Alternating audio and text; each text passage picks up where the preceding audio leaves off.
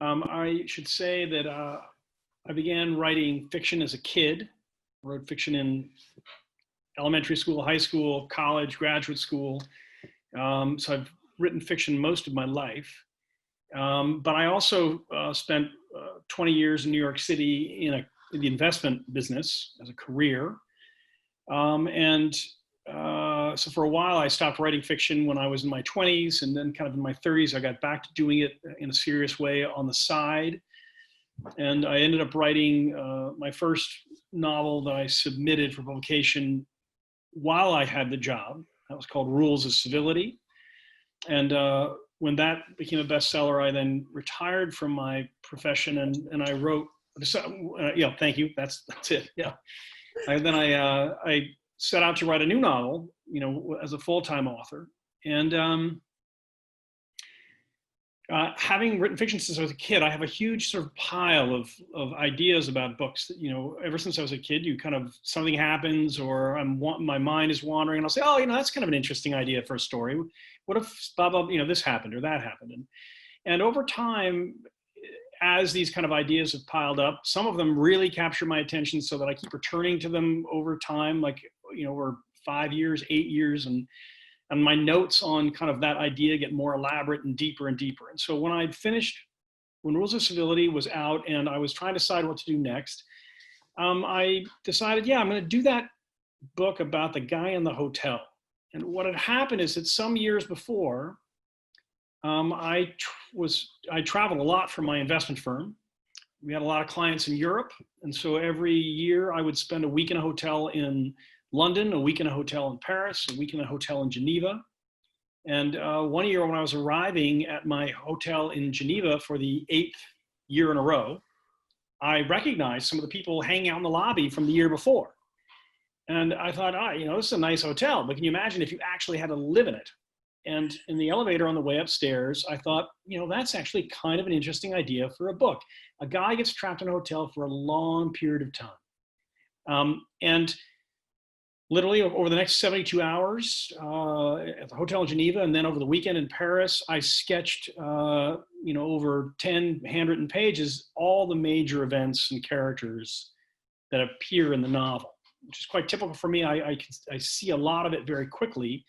But then I spent a year or two, once I decided to then write that book, I took those 10 pages of handwritten notes and then I really set about outlining it in more serious fashion. I am an outliner. I outlined Rules of Civility over the course of the year before I started writing it. Same thing with The Gentleman in Moscow. I outlined that book for about a year before I began writing chapter 1. But so that's kind of the sort of the simple version of how I ended up writing the book, I guess. Oh, that's delightful. I think the idea of traveling around and staying in all these wonderful hotels, oh my goodness, I think that we all need to start off working in investments so that we can then pursue our dreams in such style. Well, it has pluses and minuses. Right, so I think I don't want to sort of in any way hog the limelight, as there's so many people here who have questions to ask. So I don't know, has anybody put a question in the side that I can sort of, or do you want to wave perhaps, and then we can unmute you and you can ask your question? Who's there? I don't know, maybe Andy is waving. Andy, unmute yourself and ask your question. Here we go. Hello, very exciting to hear you talk. You've just obviously had this idea about a hotel, but why did you choose Russia, Moscow, and put it in the political and the time scale that you did? Yeah. The 19th century. What made you go back to that period? Because your other book was so very different. Rules of Civility was sort of very up to date and modern. And why did you put that one back historically? Yeah, that's a good question. When I had the idea of there's a guy who's going to be trapped in a hotel for a long period of time. That was this, in essence, in the elevator. As soon as I sat down and began taking notes, I immediately thought it should be in Russia. Now, in a way, ironically, it's because I was like, if you're going to put a guy in a hotel for 30 years, he shouldn't be there by preference. He should be there by force. That's what makes the story interesting. And then that's what made me think of Russia immediately, I guess. Now, having said that, I don't pick a topic, research it, and write a book. What I do is I pick a topic that can draw on things that I'm already deeply interested in. So my first novel, for those of you who don't know, is about a working class woman in New York City in 1938, sort of at the very end of the Depression. I didn't research the 30s to write that book. I was a fan of the 30s since I was a kid. And so it was sort of second nature to imagine this group of characters in that setting. Same kind of dynamic here. I began my interest in Russia, like for many Americans at least, probably true for many English. Obviously, the English are closer to Russia in a variety of ways, but for Americans, I think for many of us, our interest in Russia begins with the 19th century novels. That's certainly what was true for me. So as a teenager, I became interested in the 19th century novels in Russia, the great works of Dostoevsky and Tolstoy, but also the writings of Turgenev and Gogol and eventually Chekhov. But that kind of evolved, and I became interested then in the avant-gardism that was very active in Russia before the revolution. For those of you who know Russian culture or who don't, Russia was a great hotbed of avant-garde activity in the early 1900s. Nijinsky, the famous dancer, was basically reinventing what classical dance could mean for all of the West. Kandinsky was reinventing painting, arguably one of the first abstract painters in 20th century art that then shapes the next half a century of painting in the world or in the West. Mayakovsky was reinventing what poetry could be like. Eventually, this is more in the communist era. Of course, you get Eisenstein reinventing film, but as I say, before the revolution, there was this incredibly active avant-garde that was interesting to me. And then I got interested in the Soviet era, and particularly the works of Solzhenitsyn, which I think are amazing. So when I was like, okay, guy trapped in a hotel, should be there by force, Russia, part of the reason that was such an immediate, comfortable leap for me was because it was an opportunity to go and revisit this realm that I had been thinking about and imagining and sort of dwelling in the art of for, at that point, 30 years. Perfect. Thank you. There was a second question. Wait. Was there a second? Oh, and it was about the difference. Oh, Where are you at? Yeah.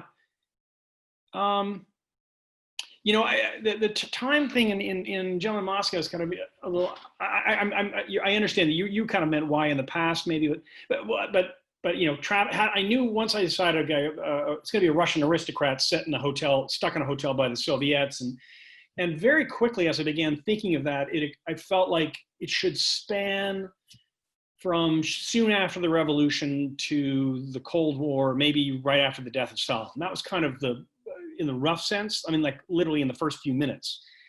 But here's an odd thing that some of you may have noted, most of you hopefully did not note, but the book has a rather odd time structure. And that is that if you break down the book, it tells you, the Count gets sentenced to house arrest and he gets marched through across Red Square and into the hotel.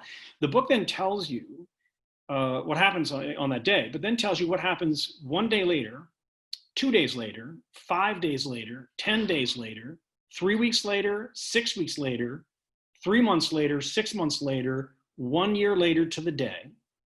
And then it tells you what happened 2 years later to the day, 4 years, 8 years, 16 years later to the day.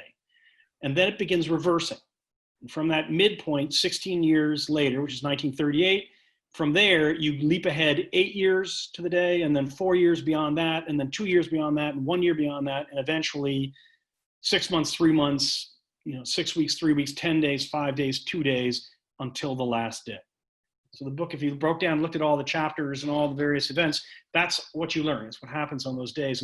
And again, that was something I decided in the first 20 minutes of thinking about it. I had this notion many years before about some kind of accordion structure that would to tell a story along some kind of accordion structure like this. And as soon as I began thinking about Count Russia probably starts around the revolution, but maybe goes all the way to the Stalinist, the end of the Stalinist era. I was like, oh, perfect. I'm going to use the accordion structure. And so, you know, that's the way the book is designed from a time sequencing standpoint. Odd, but there you go. Thank you, Amor. It was absolutely fascinating. Thank you, Anne.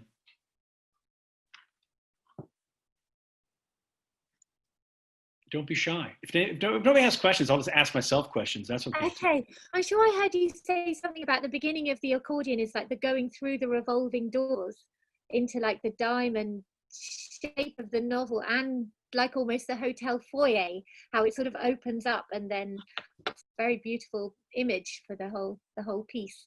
Thank you. So we need a waiver, or oh, Rochelle, here we are. Rochelle, unmute yourself and ask your question. Oh, and I'm just going to interrupt, actually. Can everyone see the chat at the side? Because if you can't, you can just press the chat button at the bottom and then you can see it and you can add yourself to it. So go for it, Rochelle. Hi. I'm interested to know if you knew the ending when you started the novel, and did you have more than one ending? You know, going back to this notion of me being an outliner, I'll sketch that out a little bit more. When I set out to write a Rules of Civility or A Gentleman in Moscow, my outline tells me, or has, you know, I know what's going to happen in every chapter. So I know what the chapters are, where they're set, what events are going to occur. I know all the characters and their backgrounds. I know some of the conversations that are going to occur, some of the philosophical elements and where they're going to occur, some of the imagery that's going to matter over the course, you know, chapter by chapter. I mean, I have a sort of a keen understanding of that. So yes, Rochelle, I knew exactly how the book was going to end. Now, you know, Fleur mentioned, you know, I mentioned the time structure. She's quoting me, which is fine. I'm saying that I have said in the past, that the book is kind of more broadly designed as a diamond on its side. What I mean by that, and this wasn't kind of where the time signature was very much an external decision that you're going to allow the book to sort of unfold within the guidelines of the structure.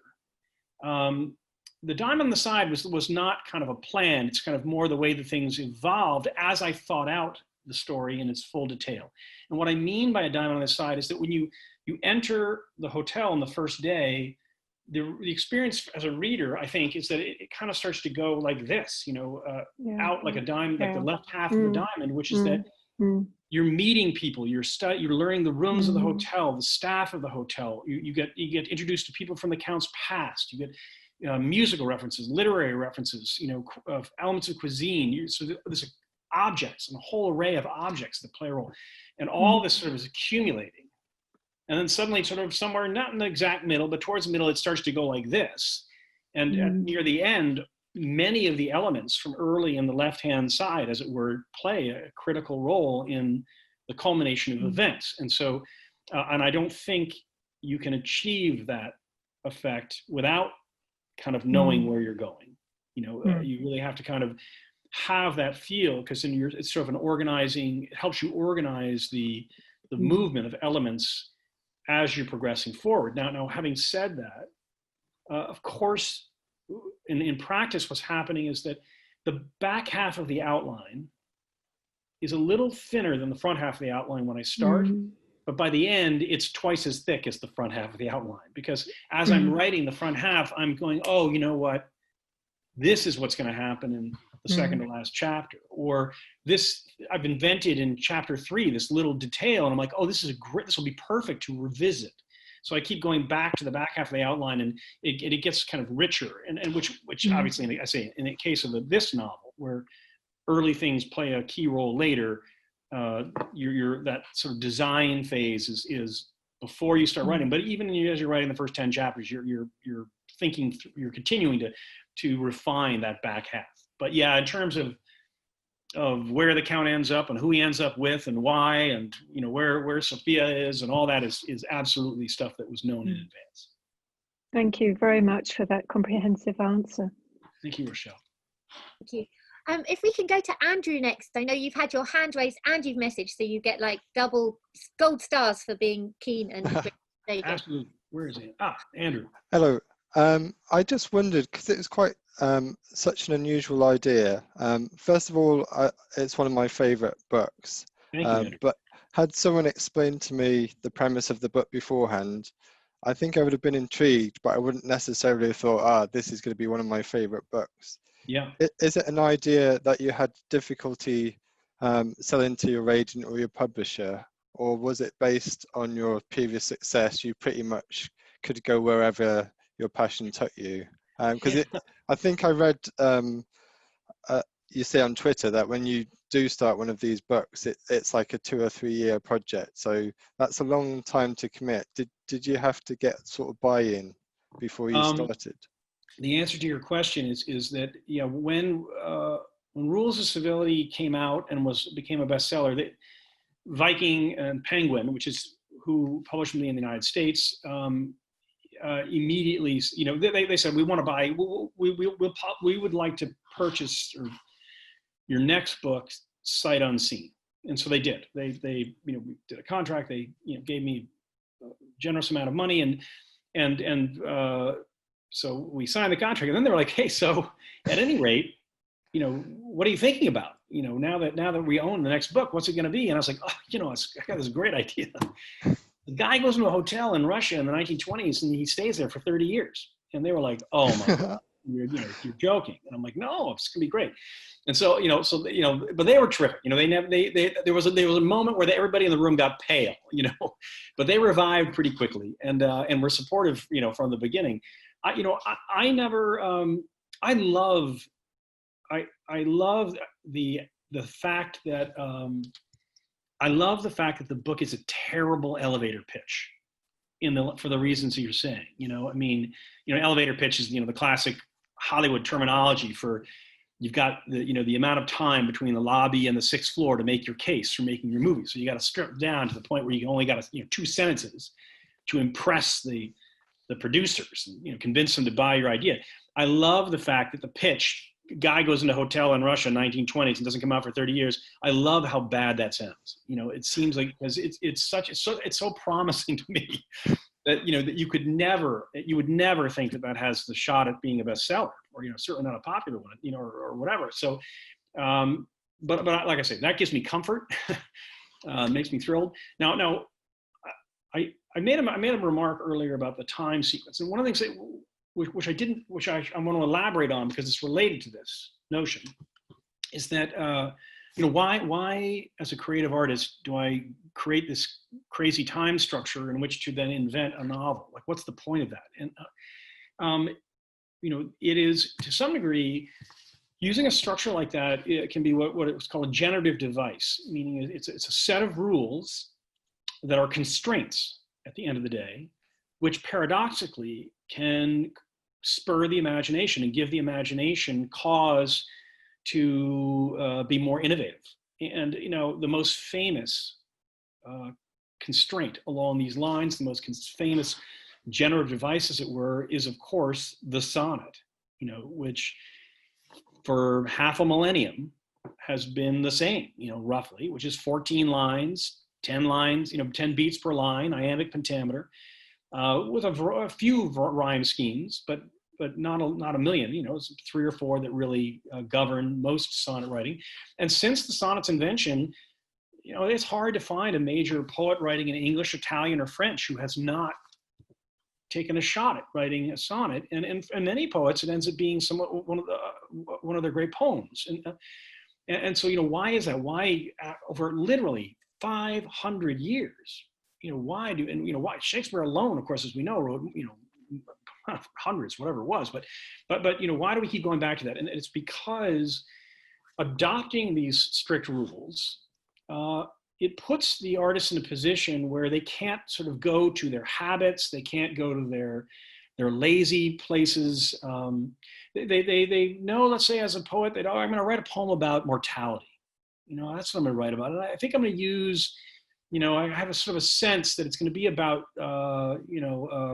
maybe, whatever, the cliche version. It's, I'm going to use flowers as the as the basis of discussing mortality in a poem. Well, the iambic structure, the 10 beats per line, the stanzas, as I start to invent the poem, I'm kind of cornered into different words that I wouldn't have used otherwise. And that, and it's a sequence of references and comparisons that are quite limited that then govern, oh, I can't go on and on about this, and I better pick something that's more economic to make my point. And oh my God, these two words rhyme, well, I'm gonna take this whole image in a whole other direction because, whatever, this word rhymes with a shipping word, as it turns out. So now it's going to be about flowers and shipping, But anyway, you get the point, is that by adopting the rules, it can spur creative behavior. That can happen true as well on the grand scale. This is also, by the way, why I write such detailed outlines, is paradoxically, is the more detailed my outline, the more freedom I have within the chapters to let my subconscious take over and allow my focus to be really on imagery and language, because I'm not worried about what's going to happen. If you were going into a chapter, you don't know what's going to happen or who says what or who's going to walk through the door. I think that can take up a lot of your energy and your focus. And, and we've all read books like that, where it's kind of like, it's not really written in a very interesting way. It's not very moving. It's not very striking or poetic, but it's sort of then and then and then and then and then as the author kind of nails what happens chapter by chapter. But that's where their energy is. Well, so if I can figure out what happens in advance, that allows me to then, in the moment, allow my subconscious to take over and invent the poetry of the chapters in a more lively fashion. So this kind of game goes on. And now I'm saying all this, I've got to remember your original question, Andrew. Why am I going through this? I think you moved on to some of the comments we had earlier, but you answered my question brilliantly, and that was about the elevator pitch, and was it difficult to get past your publisher or your agent? And that was really enlightening. Thank you very much. So what I was going to say, and here's the parallel. This is what thank you for looping me back. That's just another constraint, right? The time sequence is a structural constraint. Trapping your protagonist in a hotel for 30 years is just another version of that. It's a narrative. It's an imaginative constraint as opposed to one that's structural. And I like to think in the course of American literature, probably, and that poses the same kind of opportunity and excitement for the author, which is that if I'm going to trap myself in the hotel, I'm not going to be able to rely on all these other things that could make a book go forward. So I'm going to have to use my invention to bring the world to life within the constraints of the hotel. And that's an exciting and rewarding prospect for me as an artist. It's not one that gives me anxiety.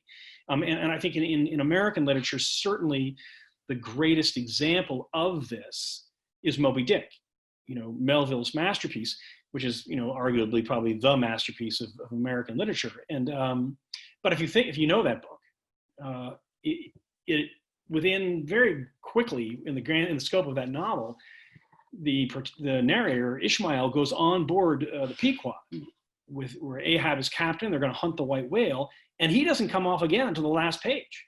You spend 80 to 90% of that book on board with a small crew of men, with very little interaction with the world, the civilized world, and it's that book, you can feel it as you read that book, that physical constraint, trapping himself on the boat with that small band of men, gave Melville the energy he had to bring the world to the boat. And he does it in these incredibly inventive ways, through historical allusions, through literary allusions, through the poetry of the stars, through references to Shakespeare, through the commerce of whaling, through the politics of whaling, through all these various things that allow us to have the experience of the broader human experience, yet while trapped in this small physical space, which, by the way, is a metaphor for what a book is, right? Because the book is itself a fixed object that we can pick up, has a finite set of words, and yet can potentially mean an infinite number of things to an infinite number of people, right? That's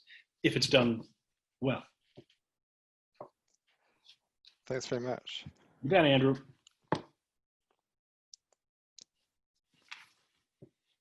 Now we're going to go to another beautifully named person, Galaxy Note 3. Reveal yourself and ask your question.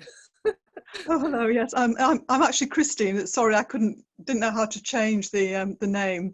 I'm not showing. Hello, can you hear me? We can I hear can hear you. you, can't see. Sorry. Yes. No, I'm not showing myself because I've got an allergic reaction on my face at the moment to Okay. insect bites, so I don't want Sorry. to. No, I really loved your book. Thank you so much for writing it. I found it very, very moving and also amusing at the same time. But I just wanted you to say a little bit more. You presumably did this deliberately. You use a lot of references to Montane and probably his skepticism, and I just wondered if you could say a little bit more about why you peppered the novel with references to Montane. And this may disappoint you, but I think that the Montane, there's certainly in the kind of the planning of the book and the understanding, the imagining of it, there's many things where you kind of know the rough outlines of an element. And then you kind of, as you get closer towards writing or as you're writing, you have to kind of circle in and stick a pin in what it's going to be. And so in this case, I knew that the Count, there was going to be a book that the Count would early on would read, and the kind of the gag is almost would be that, that excuse me, that his form of incarceration would finally give him the opportunity to read that book that he's always sworn that he would read, and that he would find himself not really up to the task. That's kind of the idea, and I thought in sort of beginning to think that out more broadly. And by the way, before I knew what the book was, I knew the idea that he was going to try to read it with great enthusiasm. He was going to become bored and kind of have his mind wander. And eventually he was going to use it to prop up the bureau. Like I knew all that without knowing what the book was. But so in thinking about it in a little bit more deeper sense, like what would the book be and why? It seems so natural for me that the book should have been something that his father admired. That would be a perfect example, of the thing that you kind of have carried from place to place to place without ever quite reading yourself, because your father admired it greatly, and so you revere it. But on the other hand, personality-wise, it may not suit you at all, in the way that maybe it suited his dad, but it doesn't suit him, right? And so I kind of knew that, and then I'm getting closer to what it should be.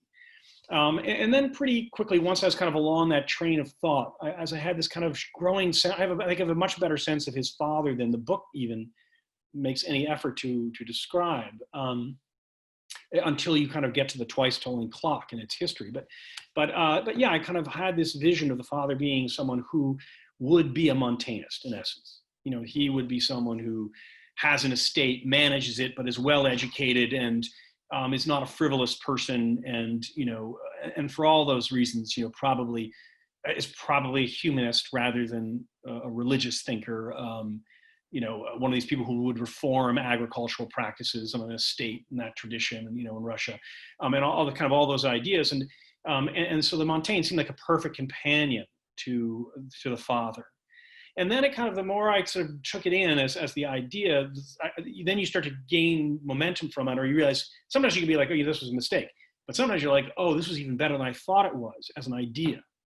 As I began to delve more deeply into the substance of Montane and what it means and how it's created, how it was created by Montane and the purpose it served, you realize, oh man, this was the perfect book to prop up a bureau. No, I'm kidding about that. But I mean, and I love, it's one of the great accidents of the writing process is that I knew I'd gotten towards the end, and I knew the Count was going to give a little bit of advice to his daughter to Sophia before Sophia goes to Paris, and I thought I knew he was going to give the piece of advice kind of from his own life. But then I thought, maybe he will give a piece from Montane, and I swear to God, like I think I opened my copy of Montane and I flittered through 20 pages tops and landed on an underlining. That's whatever. It's a 1,000-page book, and it's that sentence that the surest sign of wisdom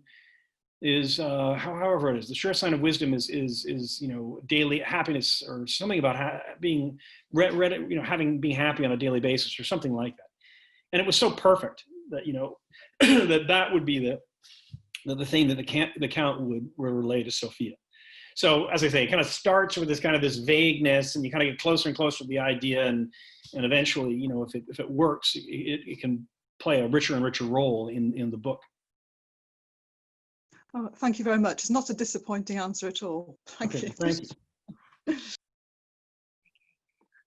I think there's a piece as well right at the beginning when the Count has to say goodbye to his furniture, that's also sort of resonant of the same feeling of carrying on, your familial items, and the way you describe, like, children, you'll tell children to stop like playing near them and those kind of things, and revere them, and not always understand why necessarily, or what have you. So thank you. Yes. Right, I'm going to go to Peter. Peter, I think you have a question next. Thanks, Fleur. There's a beautiful comment by Antonia in the group chat, if anybody hasn't seen it. Amor, you spoke earlier about how you first thought about this novel in staying in hotels. Your previous career was in sort of high finance, a lot of international travel. There's a lot of descriptions around food and place and people. How much of that was drawn from the experience beyond just, staying in these amazing hotels? I'm going to answer your question a little bit more broadly, which is to say, but I'll kind of hone in on elements of what you're asking. The book is principally is an invention. The Count is not based on anybody. No one that I know of in the Soviet era was sentenced to house arrest in a hotel, or anything like that. But of course, there are elements of narrative as you're writing them that if you draw from your own interests, you have the freedom to. It can be quite pleasurable to do that. And it can be a way of bringing something into sharper focus if it's something that you like yourself. And so, not coincidentally, I'm a fan of Humphrey Bogart's movies. That's why Casablanca appears in this book. I am the principal cook in my family, and have been for a long time. I love cooking. I love dining out, but I also love cooking. Every dish that is described with any seriousness in the book is something that I cook. And in fact, you may not know this, but in the Advent chapter, which is Christmas Eve, it's the end of book 1, or close to Christmas Eve, in the piazza, the Count has ice cream with Nina, and then she gives him a present and leaves, or he gives her a present and she leaves. And then he observes a young couple dining at the table next to a door, and actually I remember writing. I knew that he was going to observe, and that they were going to be. It's kind of a first date, and I knew that there was going to be a little bit of peril around the ordering, and then the bishop was going to recommend the wrong wine, and the Count was going to intervene. I kind of know all that. What I don't know until I'm writing it is what are they eating? And I kind of had this notion, this abstract notion of the things that the Count's going to be watching, and he's going to say, "Oh, the poor kid." It's clearly a first date, and if he orders something cheap, he's going to come off as cheap, and it's not going to be, could spoil the date. On the other hand, if he orders something really expensive to impress her and be pretentious, he could put her off that way and go broke. He's like, what is he going to do? And the kid says, and after a moment of hesitation says, "Well, I think I'll have the Latvian stew." And the Count is like, "Well done, lad. What, exactly the choice. Perfect." And, the girl has the Latvian stew. He has the Latvian stew. The Count has the Latvian stew. And I make that dish, and so I was like, what is he going to order? And I try this and that and that. And I was like, oh my God, what about the Latvian stew? I make that for my family. And so, so if you Google Amor Towles Latvian stew, it will take you to an essay I wrote about it and give you the recipe. And it's definitely worth cooking. It's more of a fall and winter dish than a summer dish, but nonetheless. So the food is not about my career or my experience traveling. That's like a personal thing. The hotel aspect of the book, it is much less from my professional life than it is from my kind of love of the Grand Hotel as an institution. You know, when you're traveling for work, you don't, you know, we stayed at nice hotels as a profession, but you're not always like in the Grand Hotel, right? Because you're probably in something that is, you know, you might be at the Four Seasons, which is very fancy, goddamn it, but it's not a Grand Hotel. And, you know, this gets discussed briefly in the book, but it was something I was very aware of in writing the book, which is that the Grand Hotels, which were really an invention of, you know, 1890 to 1910, sort of 20-year period roughly, maybe it's 30 in total, but where Grand Hotels were opening up everywhere in the West. Every major city in Europe, every major city in the United States, every major stop along the Florida coast and the Mediterranean coast. And what the Grand Hotels tended to have in common is that, you know, they were all the size of a city block.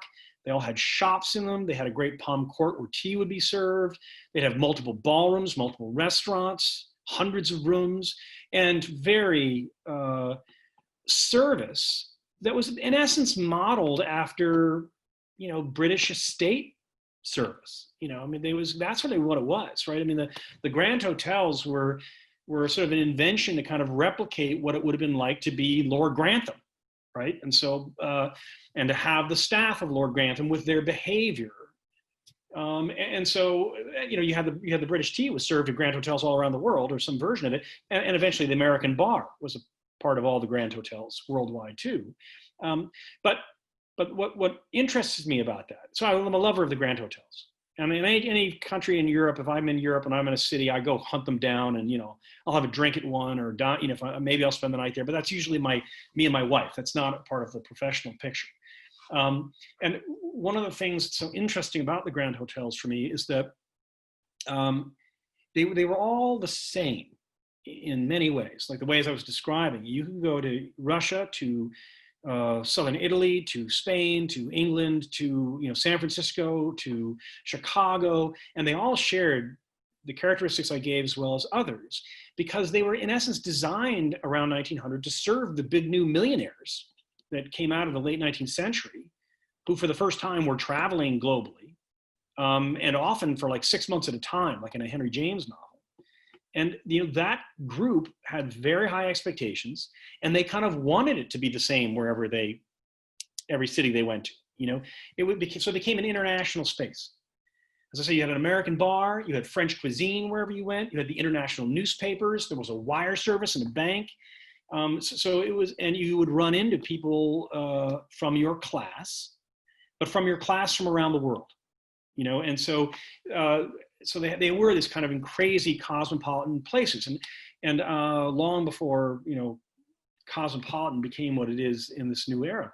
And so I knew in writing the book that was a huge advantage for me, because what I knew is that while writing, you know, principally or initially for an American audience, and Americans have no, you know, very limited understanding of Russia or Russian life, and many misinterpretations and judgments again that are totally wrong or dangerously narrow or black and white or all these things. So there was and there's this hurdle of interest that we described of a guy trapped in a hotel. Those are all problems. What I had as an advantage is I knew that most Americans would recognize the Grand Hotel as soon as they were in it. Because you don't have to have gone to Russia to know what the Grand Hotel is. And in fact, you don't even have to have gone to Europe. And if you look at Americans who come to New York, they'll all go to have tea at the Plaza, because they know what the Plaza Hotel is in that same way, or the Waldorf. They remember it from, you know, from newspaper articles, from the movies, from children's books, from, you know, there's a million references. You know, the Plaza is in The Great Gatsby. It's in Eloise. It's, you know, it's where Truman Capote threw his famous, you know, black and white party, and with Frank Sinatra, Mia Farrow there, you know, so it's a part of the American consciousness.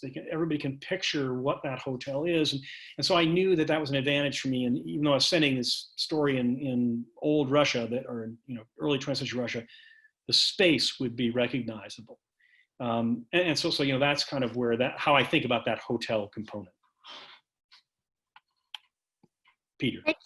Thank you so much. I'm going to just skip the order and just go to the question that just popped up next, because it's like the total opposite of the Grand Hotel in that sort of old world description. And just go to Leo's question. Leo, do you want to ask your question? Oh yes, hello, Amor. Hi, Leo. Hello. Yes, I apologise if I've got this completely wrong, but the way I interpreted the characters of Mishka and Osip is that they were designed to contrast each other in the way that certain groups responded to the Russian Revolution. So Osip is the military man, and as such, the acts of the Soviet regime, so Stalin's purges and the like, are justifiable to him, and he makes an attempt to the Count to justify the actions. And meanwhile, Mishka is the betrayed artist, and I think you may have chosen to base that on real life. And in the discussion before you arrived in the chat, some of us were saying that you didn't explicitly show the horrors of the Soviet regime in a more explicit way. And I'm just interested the way you chose to take a more nuanced approach by having one of your characters actually try to justify, because obviously, while the Soviet regime was horrifying, there is a grey area that can be understood. And I'm just fascinated by the way you use those two contrasting characters to portray it. Yeah. I think, first of all, I think your assessment is excellent. I think you're right.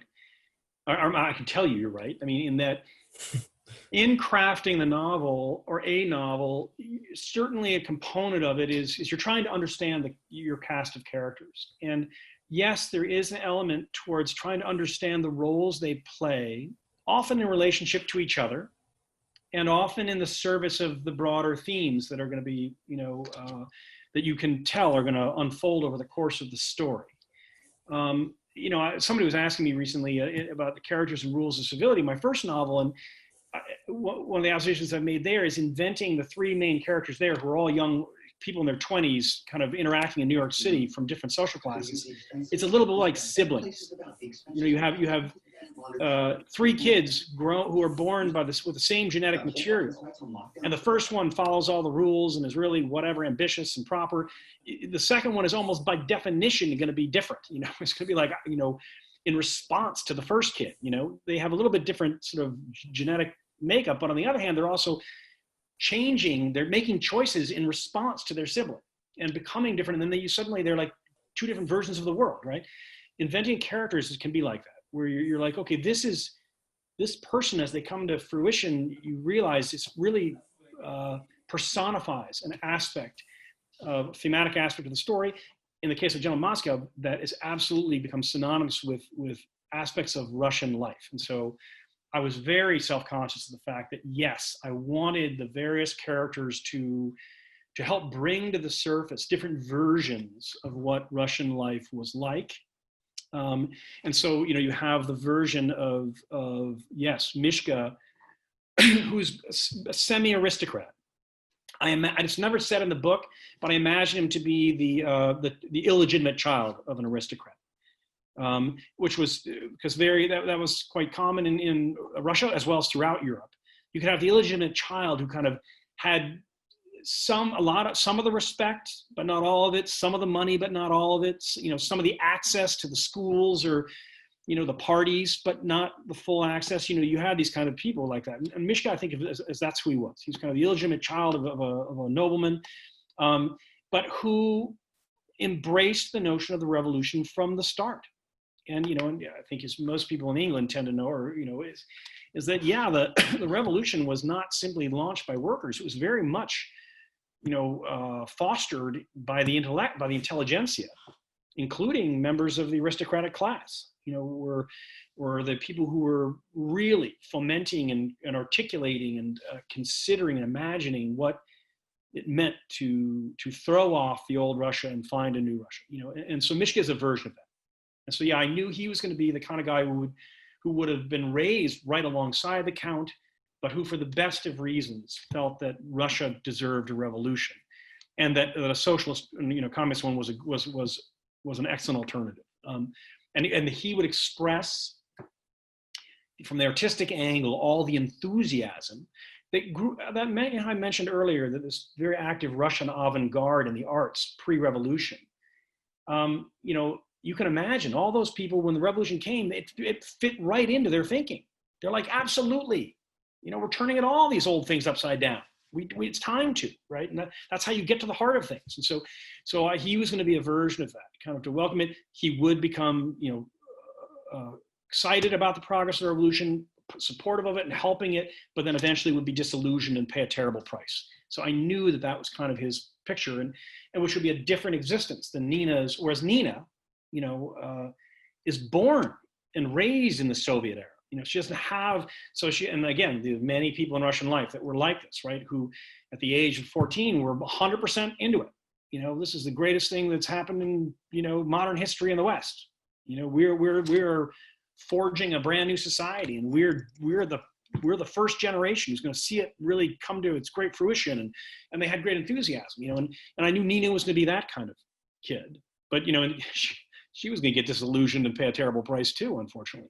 But Osip, yeah, Osip to me he was kind of the voice of the hardened voice, the rough, unsentimental voice of why we're doing this, right? And I think it's very important for, you know, I know there's nothing in the book or in my life, I would hope, that would suggest that anything about it would be to serve as an apologist to Stalinism, you know. But that's a very different thing than to imagine the lives of most Russians and why they embraced communism. It's a little bit like the riddle of why, for Christ's sake, why are 40% of Americans in favor of Donald Trump? What the hell is that all about? You know, I mean, that's crazy. But these are people with, you know, who've, you know, you can't say, well, 40% of the nation is immoral and nuts. You know, most of these 40% of the Americans, you know, are hardworking people who raise their families. Some of them are, you know, they're honest, they're religious, they're ambitious for their children, they're striving to have optimism for the country, and somehow, through some mix of all these virtues, they've ended up with this crazy choice, and they're, you know, riding it like a bull now. You know, but so that was going on in the Soviet era, right? So and you want to keep in mind, I mean, I don't want to, as I say, I'm not an apologist for what happened in Russia, but it's easy to forget. At the time of the First World War, 95% of the Russian population was illiterate. You know, 85% of the population were peasants, like literally peasant class.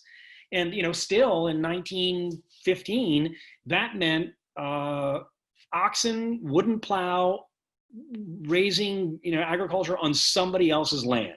So not much different than the serfdom of their great-great-grandparents, and very often owing money to the landed estates.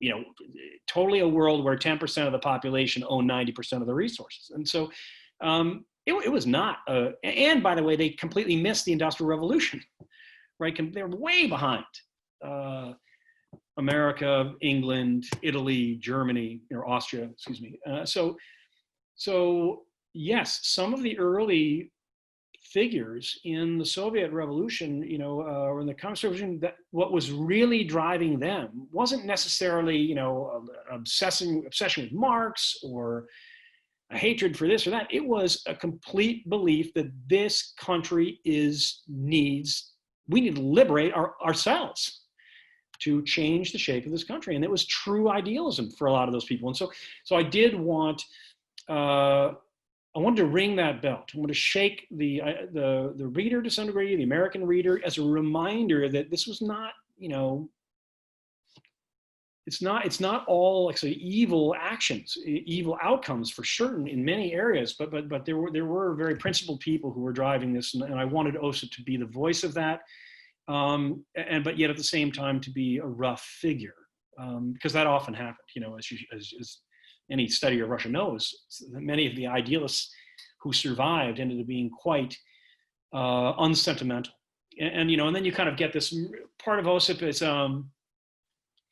I wanted this to bring to the surface and always personify that what I think is there's also this sort of thing, what does it mean to be Russian? And I don't speak Russian. I'm not from Russia. So I could be totally wrong, right? But I have my own versions of what it means to be Russian.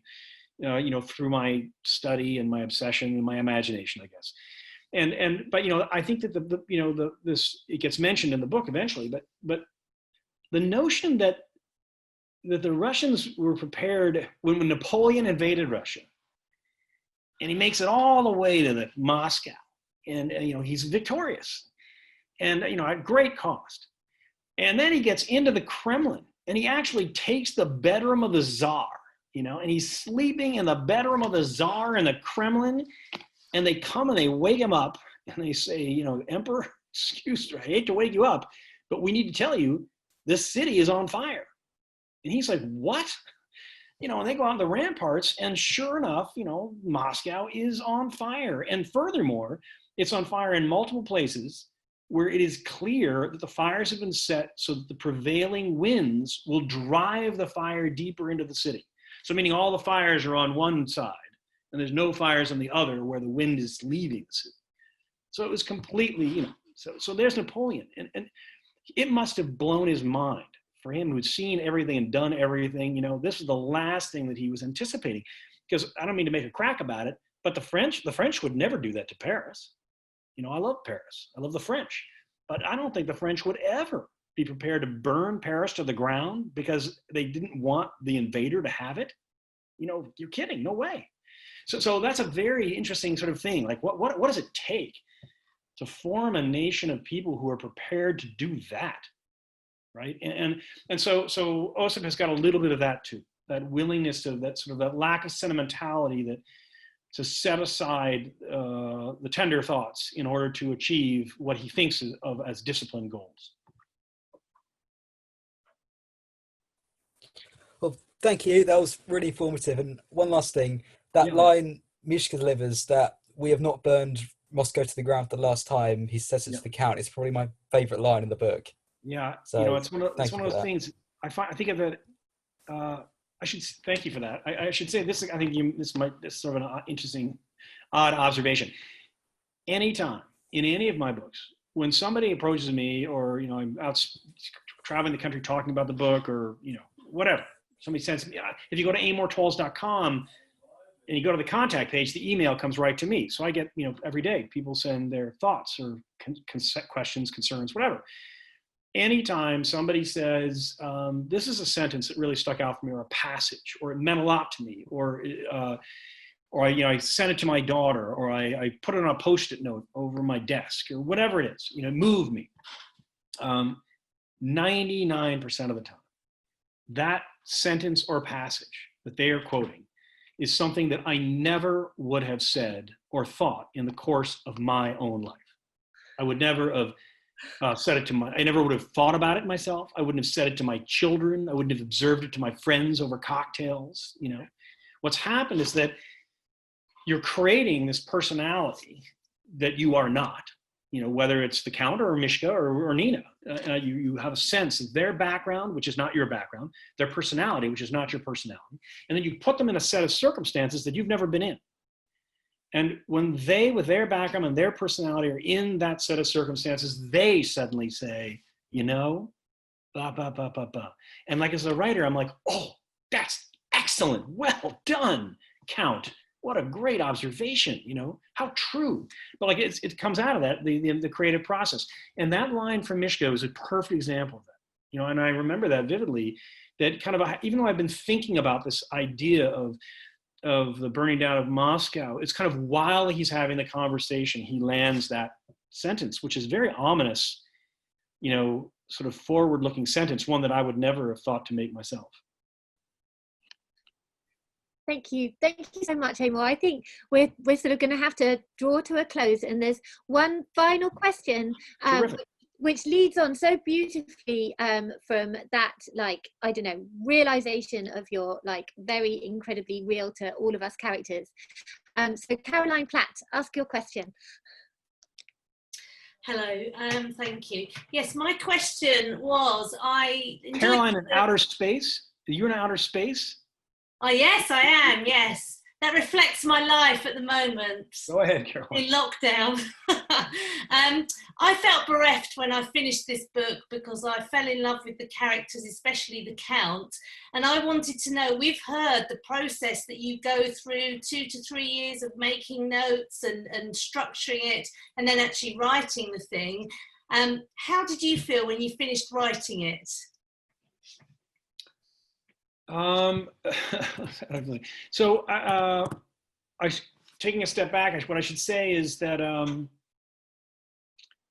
when I'm having thought about the book a lot, thought about it and then outlined it for a long time, and then written it for a long time, I want to. One of the reasons I outline my books is because I want the experience of reading one of my novels to be similar to the experience of listening to a symphony. Which is that I want, and I think the symphony in many ways is the tightest artistic overlap with what a novel can achieve compared to other art forms, because the symphony is kind of all these various instruments at play, and it has movements, where you're going through different sort of emotional content and different sort of imaginative feelings over the course of the symphony, but yet there are motifs that recur, and they're played by different instruments at different times, or played at with different feeling at different times. There are elements of crescendo, diminuendo over the course, so rising and falling. But towards the end of a well-composed symphony, like Beethoven or Mozart, there's kind of this culminating feeling that everything you've heard so far is coming together in these final chords. And when you hit the final chord, and there's silence, there's that feeling of like, yes, that is exactly where that symphony should have ended. Not a note later, not a note sooner. And so I like to strive for all those elements in writing a novel, to give the reader some sense of that experience. And if it's going well, what that means is that because I've thought about all these various elements, there are these motifs, there are these various emotional threads that are culminating, events are culminating, poetry is culminating, but I've been planning it and working towards it. What tends to happen for me is the last 20% of a book, it's like a rocket for me. I am so excited to be getting to that portion of the book, and I can feel all these elements coming together, and I'm just writing it as fast as I can so that I don't I don't stop. And so, yeah, when in this case it was like that, but then only more so. I was very satisfied in writing the final pages of that book. Thank you. This has just been fantastic to speak to you and to listen to your answers today. Thank you. Thank you all for reading the book. Thank you for joining us today. I appreciate it. You have my gratitude. And good luck with quarantine. I'm going to thank you, Amor, for all of us. And I just have to mention, I know he said that, for all the comments and everything that arrives directly to him from his website, just how incredibly generous he is, because I did contact him via his website. And in a way where I am sort of running the bookshop, juggling a million things, messaging on my phone or whatever in a kind of octopusy kind of way, and I messaged Amor and completely put my email in incorrectly, and he still managed to find me and message me back and gave me a little sort of slap on the wrist for typing my email in so badly. So he is extra generous for not only coming and speaking to us all tonight, but also tracking me down in order to be able to do so. So thank you extra much for that. So yeah, thank you everybody for coming, and thank you, Amor. This has been really, really special, and yeah, thank you. Thank you, everybody, and good night. Lastly, buy any books that you haven't read from the bookshop, because we do have lots of copies of this and the other one, and I'll be posting details of the next book group book on Facebook tomorrow. So hopefully you'll all join us again very soon. So lovely to see you all. Bye bye.